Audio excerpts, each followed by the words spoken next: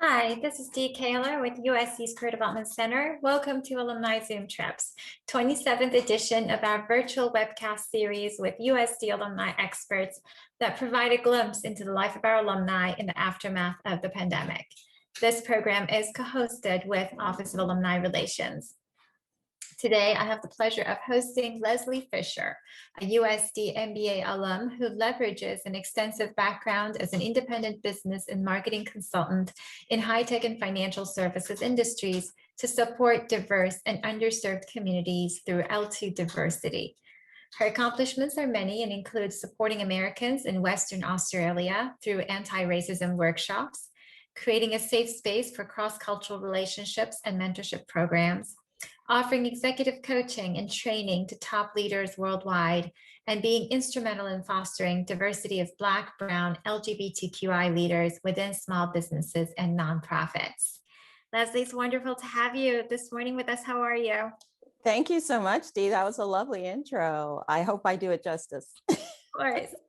So, from Perth, Australia to Oakland, the Bay Area, tell us your story. How did you navigate the cultural shift of moving from continent to continent? Well, it's first of all, to back up a little bit, I have to disclose that I'm an Army brat. So my dad was in the Army, and as a kid, we moved around every 4 years. So I'm used to getting into new environments, assimilating, getting to know things. But this is probably the first time as an adult that I've moved and made a significant change. So one day my spouse looked at me, my wife looked at me and said, what do you think if we were to move to Perth, Australia for this job? Or what do you think of me applying for this job in Perth, Australia? And my first question was, where's Perth, Australia? Because I had heard of Sydney and Melbourne and those big places, but never anything on the West Coast of Australia. So. And had your wife ever been? No, she'd never been either. She'd never even been to Australia, period. So this was a whole new adventure for her as well. But I just said, you know what? It's a chance of a lifetime. Apply for the job. We'll see what happens when we get there. And sure enough, she landed the job. We were kind of like a deer in headlights. So I immediately started researching Perth, Australia to see what's going on. And of course, my first kind of thought is, how diverse is this place going to be? It really is. It feels like it's at the end of the world. It's like a 24-hour flight, basically, from the US. So I was concerned that, there wouldn't be many people who look like me there. I'm also a lesbian, so I was concerned about finding community in the LGBTQI space. So luckily, when we got there, surprisingly, there was a lot of diversity. Not only there were Black people from the UK, from Africa, mainly, but there were also a lot of Asian people from India, from China, and a few from Japan and places like that.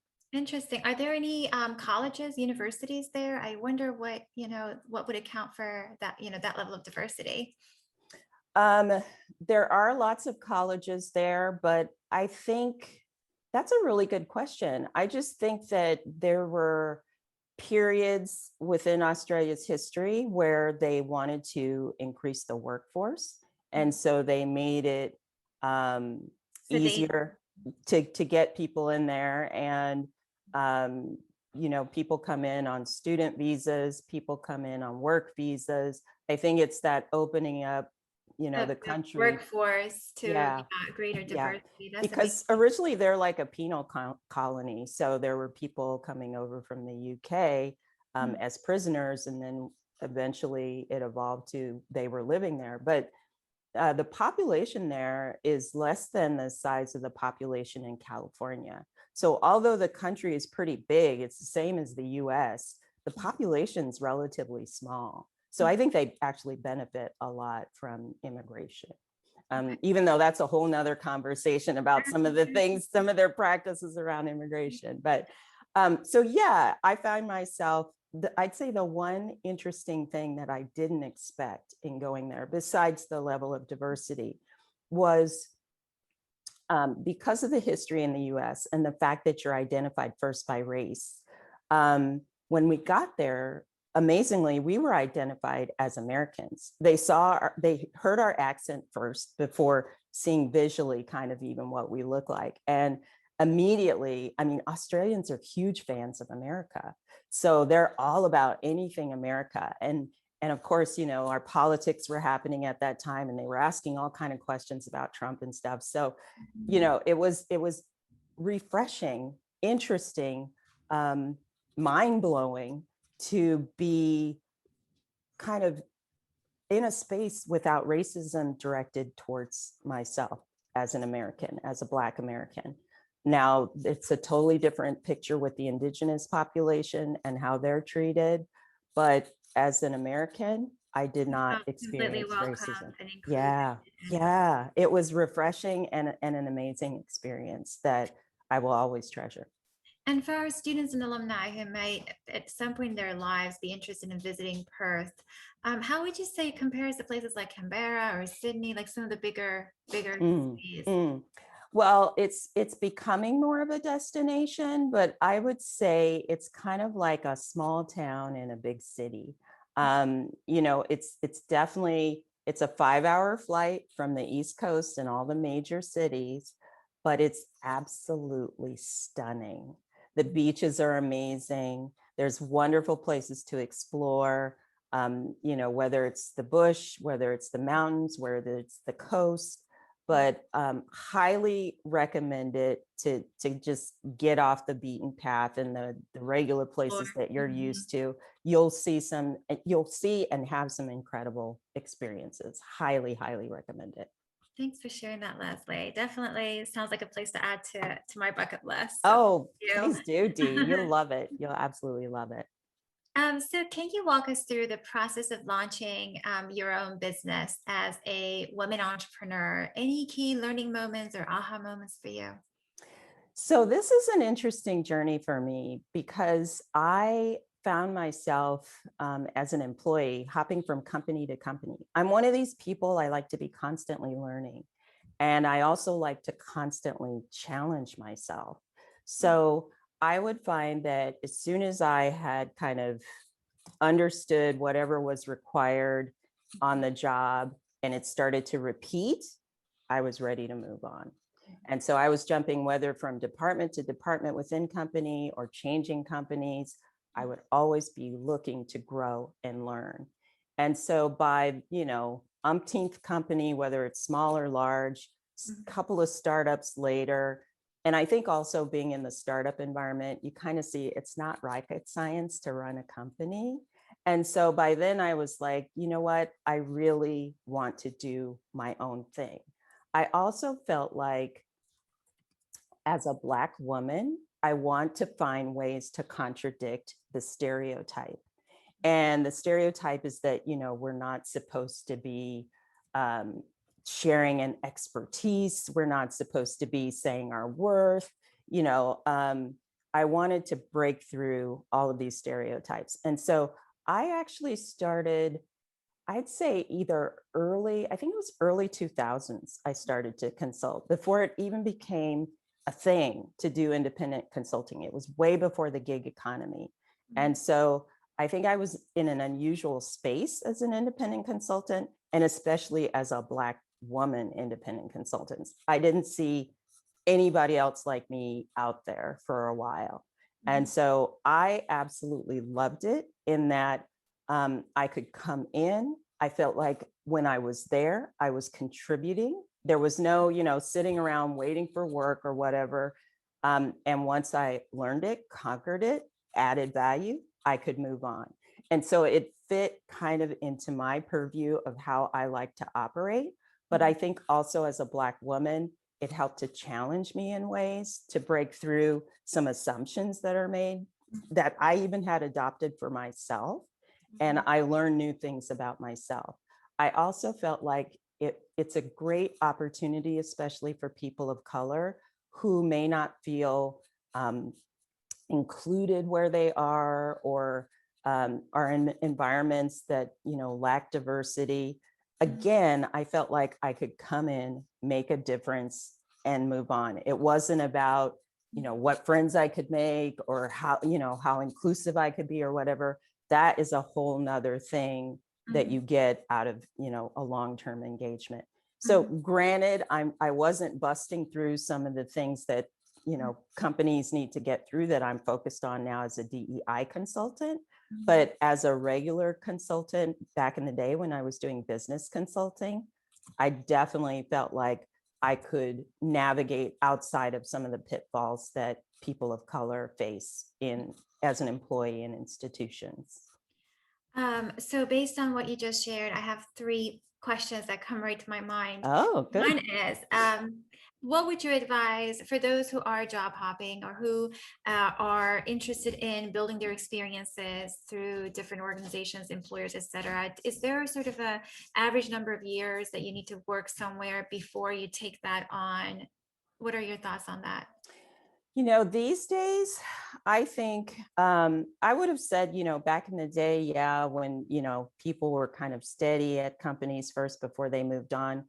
But these days, I'd say if you have a skill set that's transferable, or if you've been doing similar work in a different industry or in a different way that you feel is transferable, I would say go for it.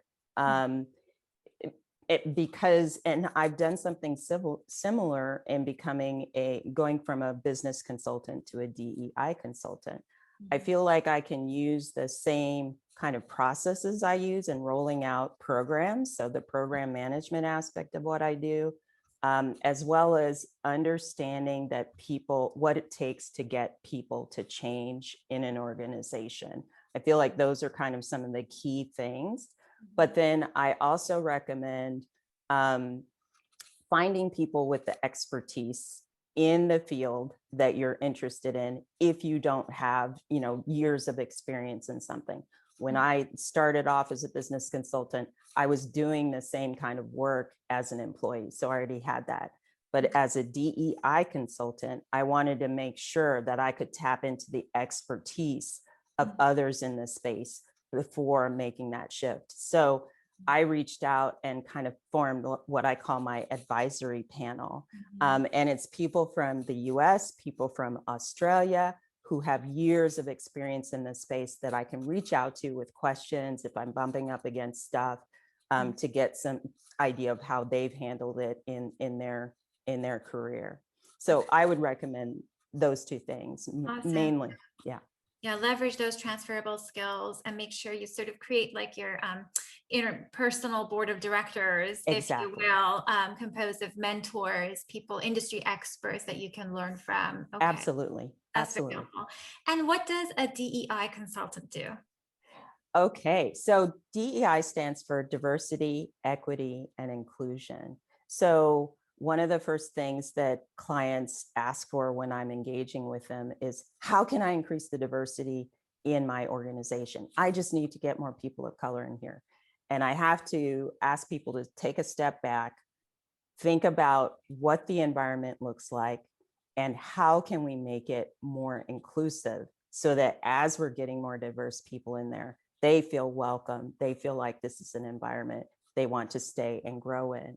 The other portion of that is equity and figuring out for those people who may not have had the opportunities of, say, the dominant culture, how can we figure out ways to level that playing field and allow people like that to get those opportunities, or bypass some of the criteria and things that other people who have opportunities have had the benefit of having. How can we equal out kind of everybody's experience? So no matter what place you're coming from, you still have the same opportunities. Thank you for that. And do you have top tips or advice for those changing careers later in life? Yes, and I'm definitely one of those people changing careers later in life. So we've chatted about it briefly already, making sure that you can figure out, and I actually had a conversation with a wonderful woman today about this, who is thinking about, she's done the DEI work, but she's thinking about, how do I become a consultant?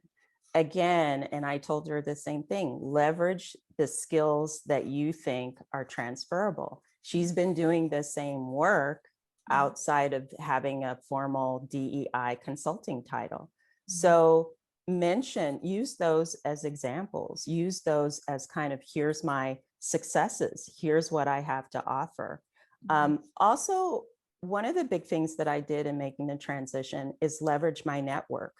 I've met lots of different people in different organizations that I can tap into when I'm doing a pivot. They might be associated with companies themselves. In fact, that's how I got my first few assignments. It's people I've known who are now running their own companies, so I can reach out to them and see if they need assistance with DEI, and they just happen to need it. So figuring out ways to leverage your skills, leverage your contacts, network. But I would also say, and this might get into some other areas, look into ways that you can improve yourself also in this space. If you feel like there's gaps or things you need to learn, LinkedIn is an amazing resource. There's tons of different events and panels and discussions that are free. So make sure you get in on those.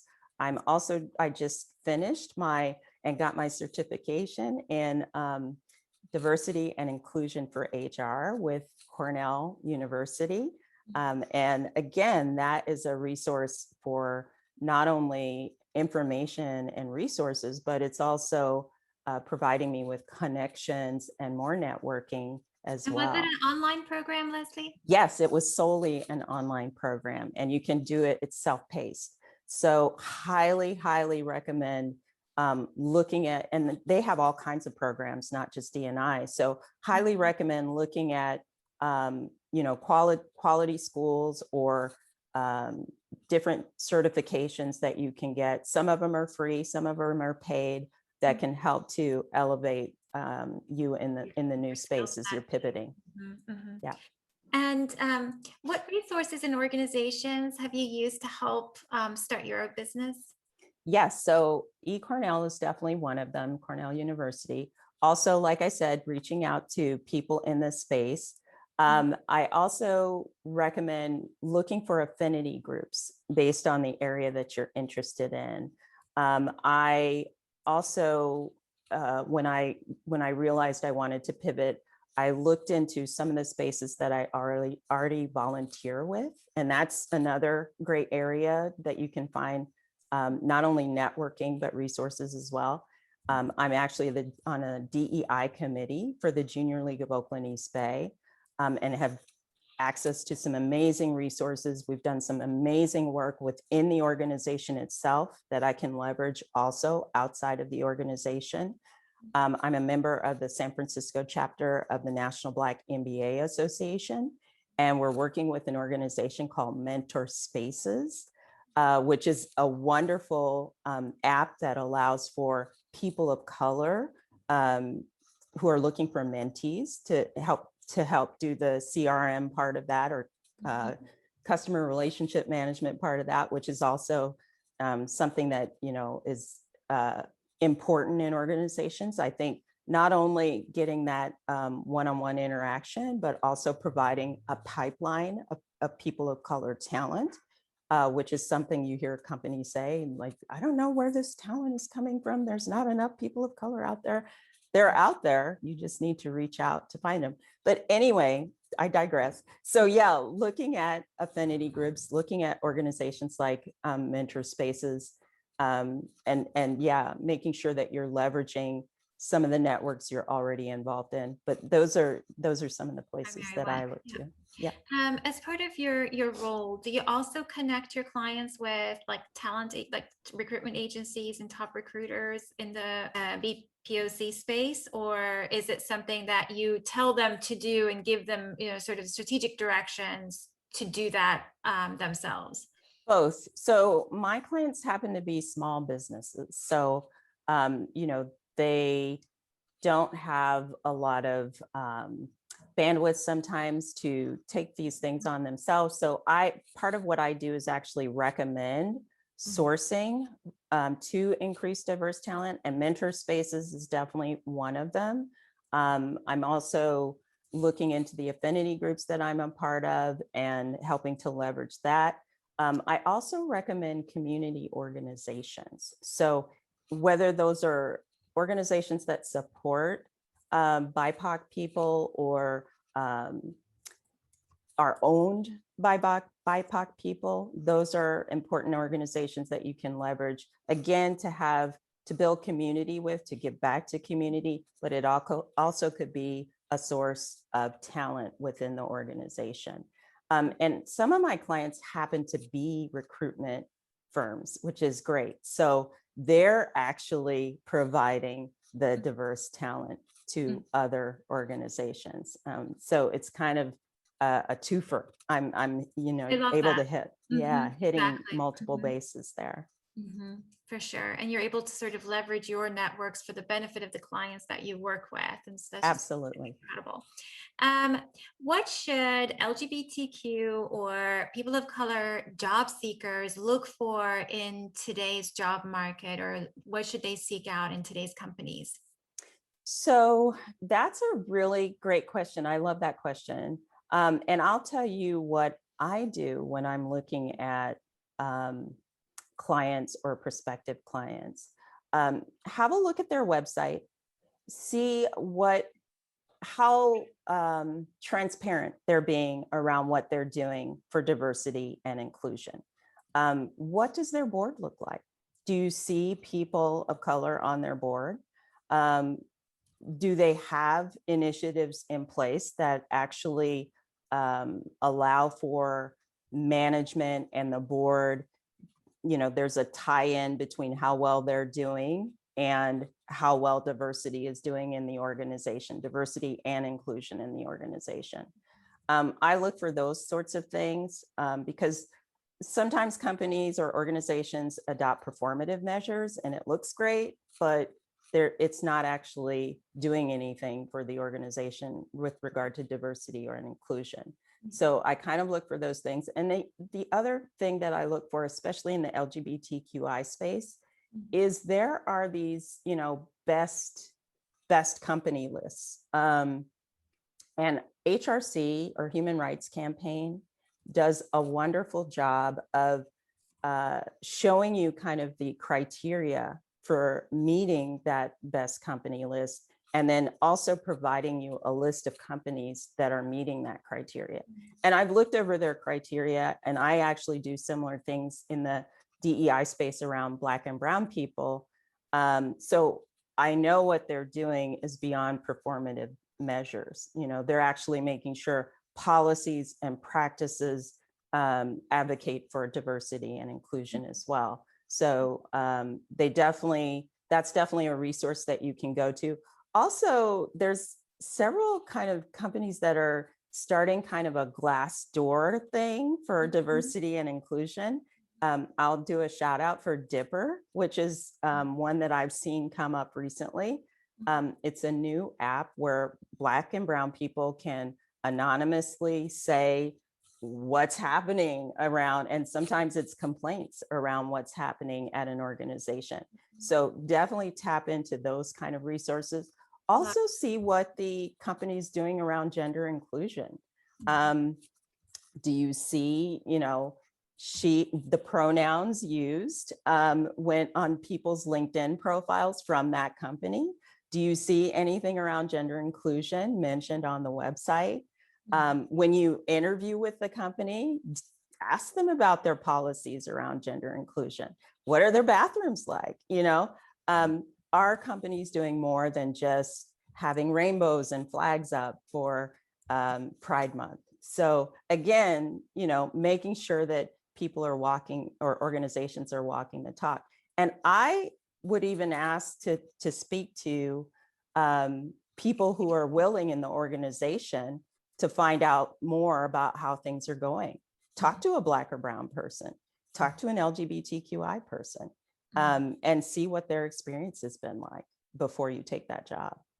Leslie, that's great advice. Thank you so much. Earlier, you mentioned the Human Rights Campaign. Any top companies for people of color or LGBTQI people in terms of like top 2-3 companies you can think of? Again, they don't rank them, but I Okay. highly recommend going to the list. It's there's a long list of companies on there, but again, they don't rank it, but I just looked and it's in alphabetical order and stuff. So definitely have a quick look, HRC, download that list, see if there's a company you're interested in. I'm happy to say there's a nice broad list of companies on that list, which has come a long way, even in the last few years. So.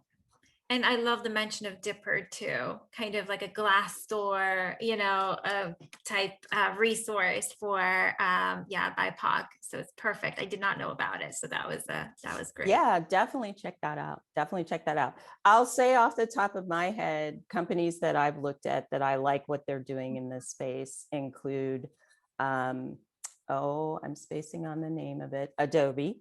They seem to be walking the talk. 3M is up there, Cisco's up there, Accenture's up there.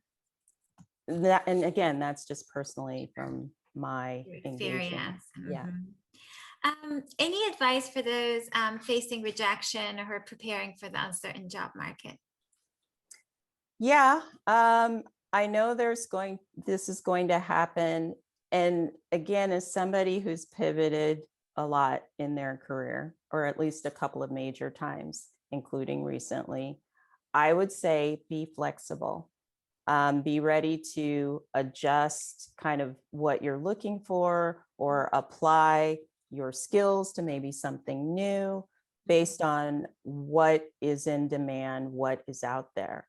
And don't take rejection personally at all. I'd say in this unprecedented time, we're all figuring it out. So don't beat yourself up over it.